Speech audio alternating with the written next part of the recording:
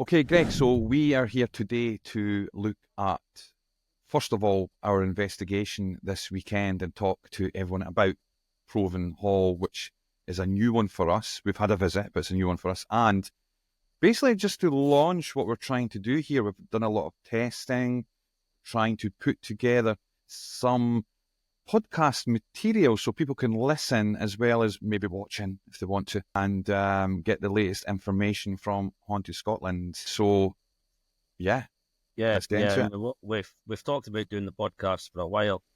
But it's only kind of recently that we've had the opportunity to find the right software and then to trial it out. But yeah, what we're hoping to do is be able to talk about events coming up like we will today with Provan Hall, just so people know a bit more about why we're going, what might happen there, and anyone that has booked gets a bit of an insight into what they may encounter. I mean, When Provan, yeah.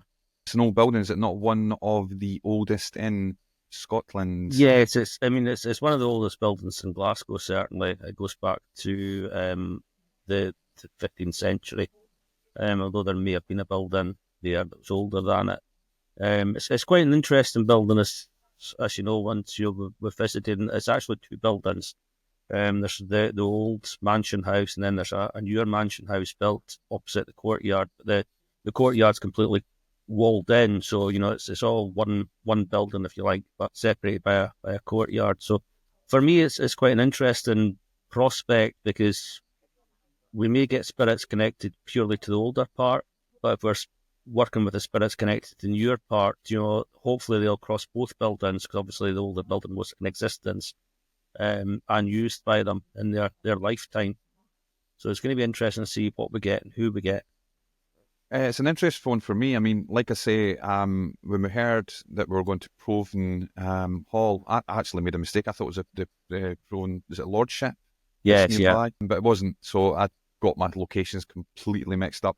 But so it was a nice surprise for me to turn up at this building because, one, it's a stunning building to start with, and to really start digging in and looking at some of the ghost stories associated, because obviously the main thing we're going is to try and do some spirit communication, try to verify some of the stories associated with the place, but to do that in a way where we take the history, we take the mystery, and then we start building together what is happening in these locations, not just going because a location's spooky or because it's old or any of these things. We always, like you say, have to try and find basically the archives and what's available about these places. Yeah, there's got to be a reason why we go, especially when we're asking people to buy tickets to come to an event. We're not going to ask them to come to some place that we don't genuinely believe that there's a likelihood of getting some form of activity. We never guarantee it, but if we're satisfied that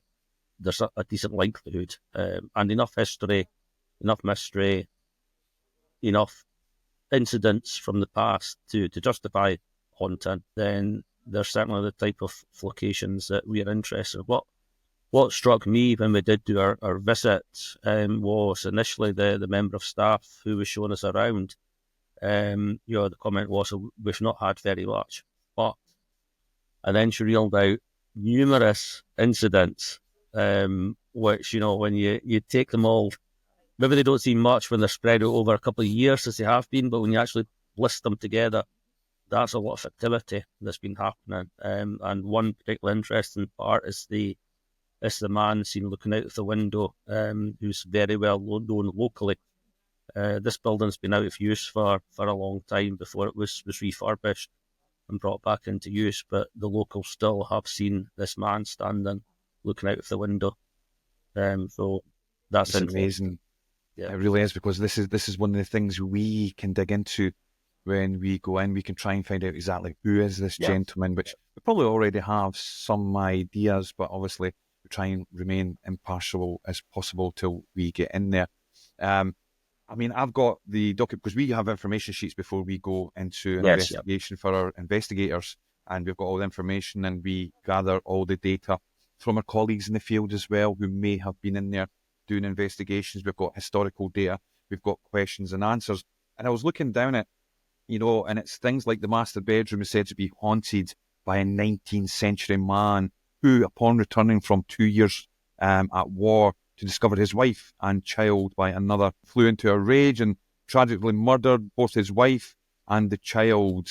There's an investigation went ahead there way back in 2005. This has been a while, and a medium encountered the spirit while using some automatic writing techniques in there. Yeah. She described a dark-haired man wearing a tunic and holding a dagger. So does this mean we do have elements of violence associated with this place? Yeah, that room's reported to have very oppressive feeling inside it. Now, for me, you know, what I'd like to do and what I will be doing after the investigation is hitting the newspaper archives, so just to see if we can find an actual record of this incident, and to get to the bottom of what was actually reported at the time actually happened when this murder happened. So it's going to be quite interesting to delve into it. Certainly there's reports of an oppressive feeling. If you remember when we did the walk around with the member of staff, they did report that one corner of one of the bedrooms is where people feel more, you know, something more negative, if you like, in that area. So I wonder if that is the particular room. And if so, you know, we'll need to focus on that to see if we can speak to the man and possibly the woman and find out, you know, what is going on, what's their story going on in there. I mean, one of the names, and hopefully I don't butcher this, is Reston Mather or Mather, however you pronounce his name. The last private owner who passed away in 1934. Yes.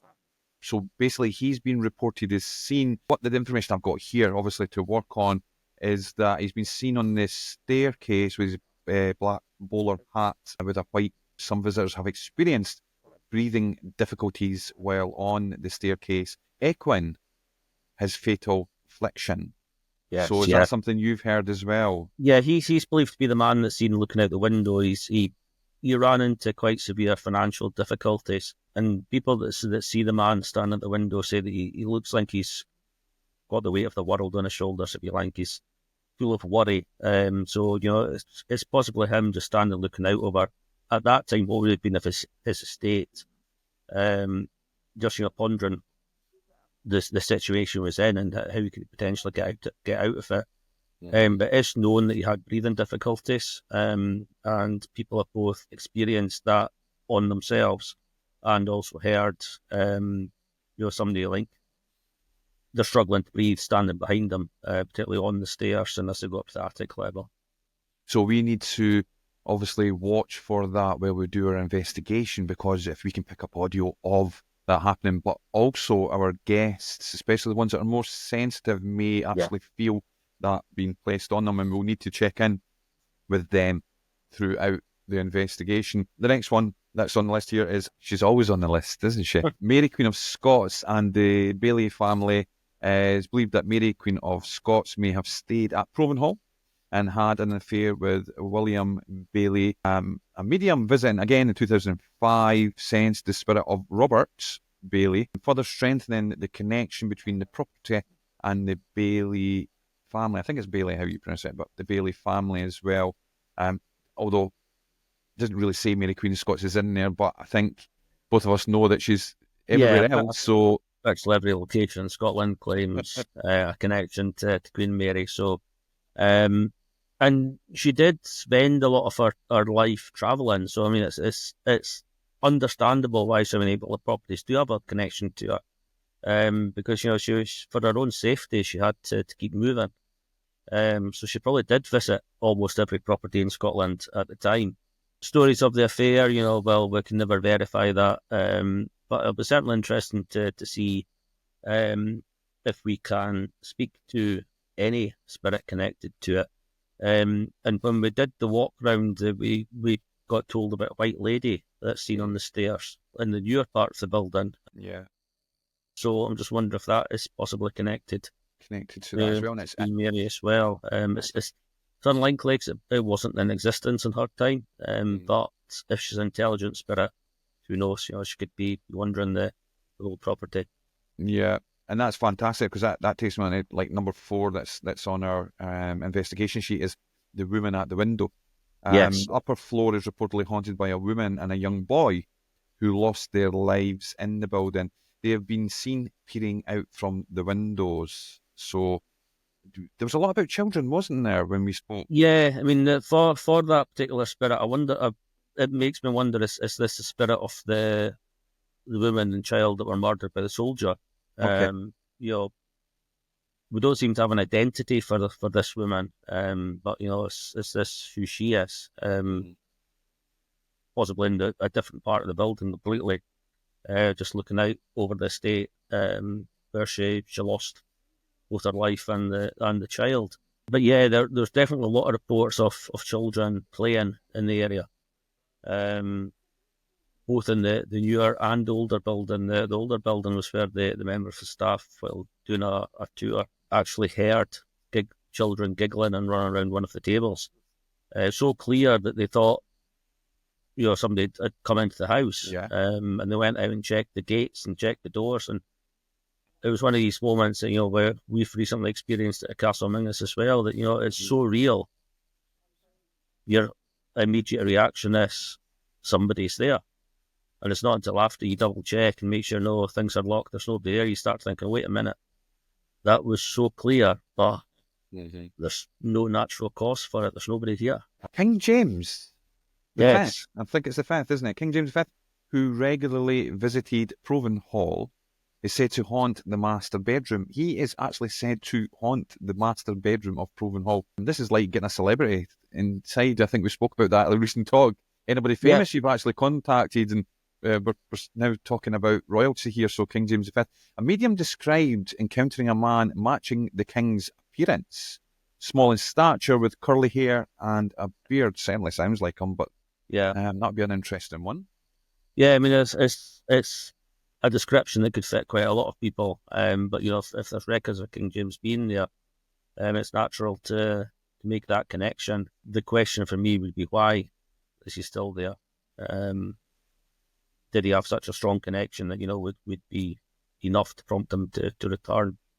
And again, these are sort of the answers that we can look for during the investigation. Yeah. Going to, and this reminds me of our visit when we were there as well, looking around, because just so people can understand, before we go in to do an investigation, an event, or anything at all working at a property, we always go first and basically verify health and safety is one of them, what areas we've got to work in, what is the stories associated, and just to make sure that the places are actually active and worth our time to do an investigation. So we went around, obviously, to check that out before we do this investigation. And in the old medieval building that was there, there's actually a story that matches what happened while we were visiting. And it says here, kitchen, dairy and annex.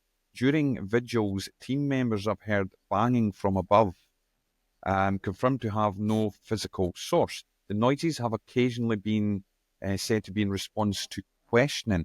When we were there, twice I think we had a banging noise coming from that area. I was not aware. This document didn't exist at that point. This has just been constructed for us. We might have actually had a piece of activity already before we even start. Yeah, I mean, I was the same as you. I wasn't actually aware of that at the time that we were there, and it's very interesting the fact that it happened, and it's known, documented to have happened previously. Now I'm sure you'll come on to talk about it anyway, but we also had the voice, the audio capture, in that area, which what we got would potentially back up the bang from upstairs, or the almost trying to make you go away, if you like. So, it's going to be interesting. That was directly below the bedroom where the people have reported this kind of more oppressive feeling as well. So, it's going to be interesting to see who's there and what they're willing to either speak to us about, or what other audio stuff. I mean, there's 2 or 3 areas.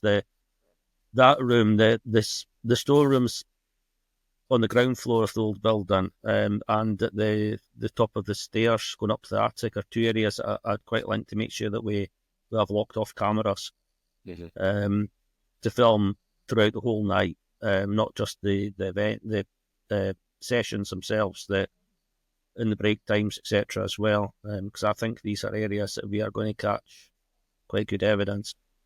I think so as well. I'm just reading some more of the stuff to help us with this weekend's investigation, and I see another one was in the master bedroom.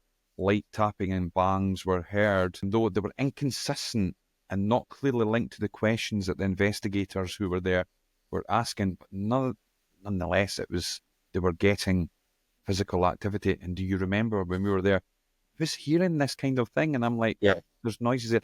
Listen, I know there is a boiler, I think she Yeah. said, in one of the cupboards, one of the places there, and we could put things down to water pipes and boiler systems and that. We've got to be careful in heating systems. We always do that. But going beyond that, there is noises heard. We've spoke about that particular area, and that's an area that interests you as well. Yeah, I mean, the thing that stands out for me is the fact that the report is that they were inconsistent. Now, we all know if a radiator's cooling down or something like that, you get this rattle, but it's a consistent rattle. It's got a rhythm to it, if you like. It may not, happen constantly. There may be intermittent breaks in between, but, when it does happen, it's got a rhythm. You can tell what it is. So if things are coming through inconsistent, it indicates to me that it's less likely to be something like that. Obviously, we still need to check it and make sure it's not. But it's the inconsistency is interesting to me. It's fantastic. So, and just to go into that EVP before I talk about what we're going to be doing at the weekends, we done various DR6 questions on our walk around. Now, everything still needs to be fully analysed, which takes a while to do our analysis work. But one of the standouts for us was in that medieval building in the lower levels where we placed the recorder down at the window, stood back, asked the question, and then we got a very clear get back. Yes. Kindly give your name in connection to the building here. As the man is going to Get back. Jeez. And it was good because we heard the lady who took us around heard it. I think she was pretty shocked, to be honest. At the same time, so this just plays into, one of the things that I said at the time, because we know the kitchen area was down there and there was a hatch that would serve through. It could be a residual replay, a non-sentient haunting, shouting at the staff, get back, if they were busy. Yep. But also, it can be an interactive capture, a sentient haunting with a spirit telling us to get back. Yeah. As you say, we were in the kitchen area, so it could have been a warning, get back, because, in there, what they are seeing is there's still fires burning and things like that. It could be residual, them warning a member of staff. It could be them telling us to get back because we're close to where there was a servant hatch that isn't there anymore. Or it could be something more sinister, basically wanting us to remove ourselves from that place. Fantastic. It's going to be a good one. Can't wait for it. Yeah. Anyway, so we go in there. We'll be in there at the weekend from between 7 and midnight. Yes. We'll be breaking into small groups when we're there. We will be running 3 different sessions, which usually consist of one session being audio ITC research, which is spirit communication using different techniques and devices. Another one will be you using experimental devices, and you've got a wide array of things that you use in that. So much to list, yes, no boxes, GS2s, everything going on with that, and seeing if you can make communication with the spirits or capture them under data. And also we like to have that spiritual mediumistic type session, whether it be Lee, whether it be Louise doing that, and they really dig into going within, seeing what they can get and using their gifts that everybody has on the location to see what can be pulled out. So, we're covering all angles. Yeah, we're covering everything, and we're quite lucky that we've got some of the guests coming along are seasoned researchers as well, and some have the spiritual gift too. So, we'll very much rely on what the guests pick up as well throughout the sessions. But yeah, it's going to be interesting because, I say, I think we've got all bases covered. I think possibly remote writing or something like that. This Louise has suggested might be quite a good one to try. Tell if there's children around, maybe they'll might not know how to communicate, but they might be willing to draw an image for us, that type of thing. So it'll just be interesting to see what comes out of that. And if there is any sort of, if different groups produce the same sort of images, that's going to be quite interesting. That'd be fantastic, and then we'll pull it all together near the end. I mean, we always give everyone the chance to do a free roam. The purpose of that being is we want them to go back to areas where they think they experienced the more or the most interesting areas for them to gather further data without being inside the structure that we provide in the early parts of the investigation. And we pull all that together to help us, because we write a report, put the report up, we put our data up, we do our analysis post-event and investigation. So it'll be interesting to see what we pull together. A lot of becoming really experienced members inside our club and premium group are now, they know how to use equipment, they know how we work on location, and it's fantastic to see that as well. And we've got a few of them coming along. It was actually put on for them to enjoy before we go to Couros anyway, wasn't it? Yeah. I mean, our thought, because we have the Couros weekend coming up, but a lot of people have booked on to, with it being a full weekend retreat, it's obviously quite an expensive event for people. So our thoughts were that there's some people that couldn't come for whatever reason. So we thought if we get Provan Hall up as well, it gives people the opportunity that are possibly missing out on Couros to come to another event that month. It's a much smaller event than we normally do. Yeah. Just the nature of the building means that we need to really restrict the numbers. So it's going to be quite an intimate event. And as you say, there's a lot of regulars coming to it, our premium members who have really developed a good skill within themselves on the investigation side. So the free roam time, is their opportunity to investigate on their own, but in the sessions themselves, it's like having a group of investigators with you. So it's going to be interesting to see what we get.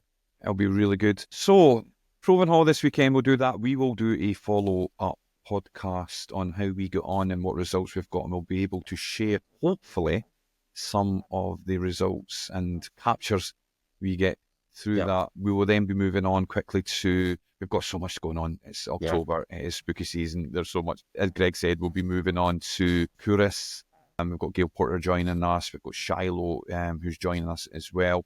And a full weekend retreat. We'll take a 24-hour to 48-hour break, Greg, and then we'll be going across the island to meet up with Dave Schrader for Chris Fleming's tour, who sadly can't make this one because he's in treatment just now. And so we go over there. We can't say where we're going, but we go over there. We're going to meet up with people there, stay for a few days, do some investigation work, then come home, Greg, have a little break, and then go to Eilean Castle. Eilean Castle, yeah. Another weekend. It sounds great having all these weekends away, and I wish they were just weekends away, but they're actually hard work to put everything together. But yeah, I mean, Ireland's going to be a fantastic opportunity to not just be where we're going to be, but the locations as well through the day that we can go and visit as well. Yeah. Obviously, our prayers go out to Chris as he's fighting this illness. Yeah. So when the call comes in from him asking for help, we're absolutely more than happy to go over and help. Fantastic. Try to make sure that the guests get the best experiences they can. More so from your point of view, because obviously you've worked with Chris and you did the Spooked Ireland show with Chris, which a lot of these locations are from.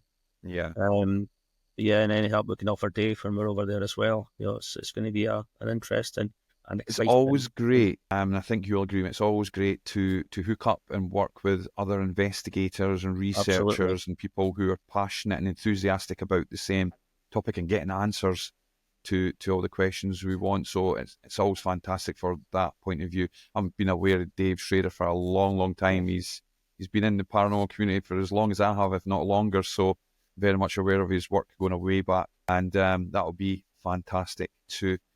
Okay, so perfect. So that's us covered for talking about Provan, talking about what we've got coming up, parts of it.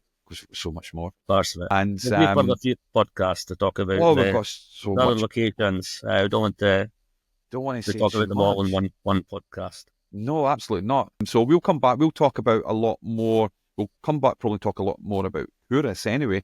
But we'll certainly be back to talk about topics that excite us, topics that will excite you, topics that we can get everyone involved in, whether you're a premium member, whether you are listening on Spotify, whether you are on YouTube. Doesn't matter. Just tune in and come talk to us. And if you have any questions for us in the meantime, just send them in to us.